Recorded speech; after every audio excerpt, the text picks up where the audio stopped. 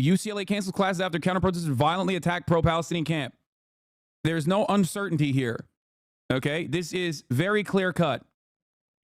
Very clear-cut. They're just straight up saying that the pro-Palestinian camp was violently attacked by counter-protesters, and they are in the wrong. The reason why they're doing this, the reason why they're openly showcasing this is because this is beyond the pale, okay? It is such an obvious instance. It is such an obvious, gross action against peaceful demonstrators that even the LA Times is not going to cover it with uncertainty. Of course, other national writers of Israel, like the New York Times, will still say police officers respond as clashes erupt at the UCLA encampment.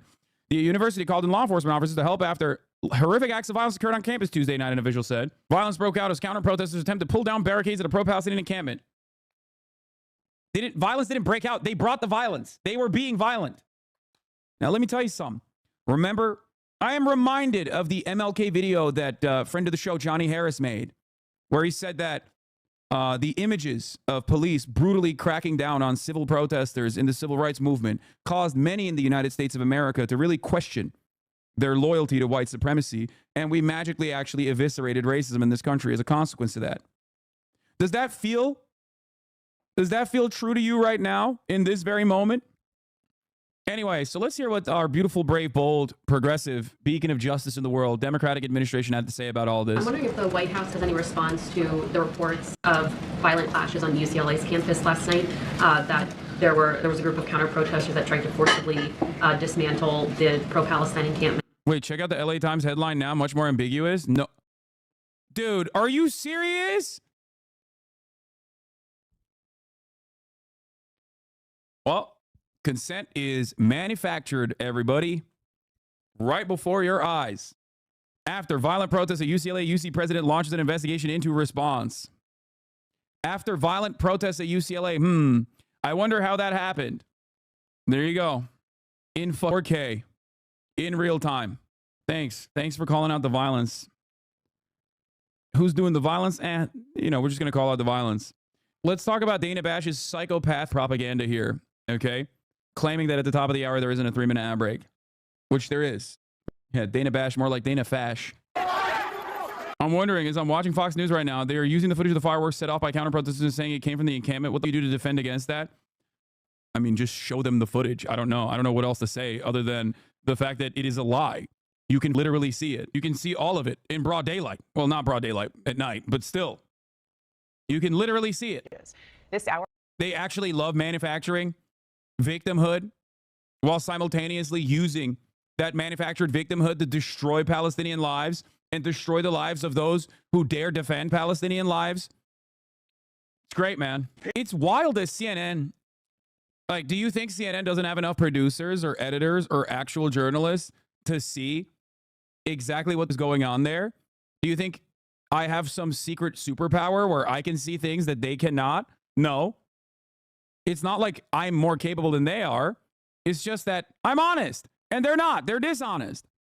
They're literally, and it works because the media does. The media does literally take that one snapshot and go, see, they're telling Jews they can't go to class. It's not true at all. Lauren Boebert attempts to rip down Palestinian flag that was draped over George Washington statue at the GWU campus. This is America, and that shit needs to come down. This is America. Excuse me. Yeah, I saw her fucking brilliant take. Friend of the show, Jabri, owned her as well. I got a strange inkling that all these Columbia and UCLA students running around yelling free Palestine would not be jumping at the opportunity to do a semester abroad in Gaza. To which Jay Aubrey and many others correctly pointed out, that's impossible to do because Israel destroyed all the universities in Gaza. This one's good. You claim to be against murder, and yet you do not wish to be murdered. Curious. Yeah. Oh, you think the fire department should put out the burning building? Well, why don't you go take a nap in the burning building if you love it so much? Israel warned the Biden administration, this is from 4 hours ago from Barak Ravid. Israel warned the Biden administration that if the International Criminal Court issues arrest warrants against Israeli leaders, it will take retaliatory steps against the Palestinian Authority that could lead to its collapse. Here's Prem Tucker's translation. Israel is blackmailing America, its largest funder, supposedly the world superpower, to make it stop an international court from holding Israel accountable for war crimes, all by threatening to hurt the people it's accused of committing war crimes against even more. Nice. Thanks, guys. Well, can't do anything about it. Doing anything to the Palestinian Authority would be cutting off their nose despite their face. It'd be harmful to Israel in the long term to do something like that. Yeah. But it's not shocking that Israel would literally tutor its own security apparatus that it uses that is six against the Palestinian population in the occupied West Bank. That would not be the last time that Israel has done such a thing. That's classic Israel behavior. It would literally embolden infinitely more radical groups to take control over the power vacuum that they've created. Yeah. And if you notice, even amidst all of these attacks, they are still keeping their cool. They're still demonstrating discipline. They're not retaliating. They're simply sitting in a defensive posture. What a lesson this teaches, by the way. If the university capitulates to these rabid fascist freaks, these Zionist counter-protesters, you're basically giving the go-ahead for any and every paramilitant group around the nation to go and beat on these pro-Palestinian students, to basically give them the go-ahead that police are not going to defend these encampments that are peaceful, and that you can go in, and if you beat them up, then we'll say, sorry, too violent for us, and take it down ourselves. Real good guy behavior, bro. Real good guy behavior. Shocking to me to see the defenders of genocide behaving in such animalistic ways here. This was last night at UCLA campus, which the LA Times correctly titled, "Violent counter-protesters stormed the UCLA pro-Palestine anti-genocide encampment." Then they changed that title because it was too good. Phenomenal edit. No police in sight at UCLA's counter-protesters descend on pro-Palestinian protesters to fight them on campus. I've been for an hour now at UCLA watching this brawl. No police response of any kind.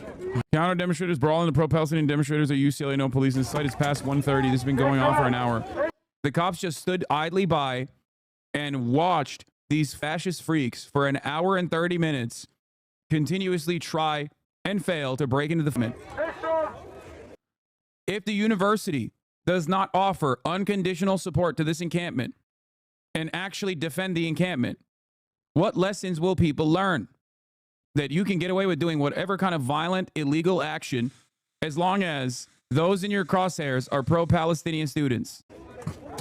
Don't you think that it's rather strange, by the way, that CNN is still running the line about how outside agitators are the reason why the NYPD had to storm Columbia?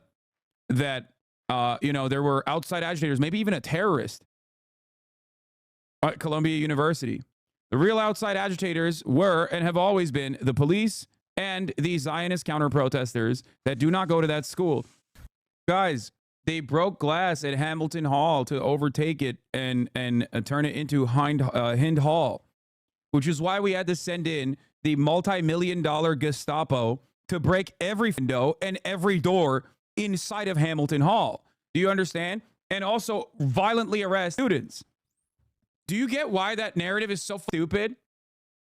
Dude, this arrogance will lead to their demise, okay? Listen. It doesn't feel like it.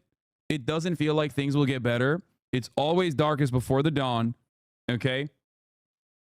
I'm telling you right now, their arrogance will lead to their demise.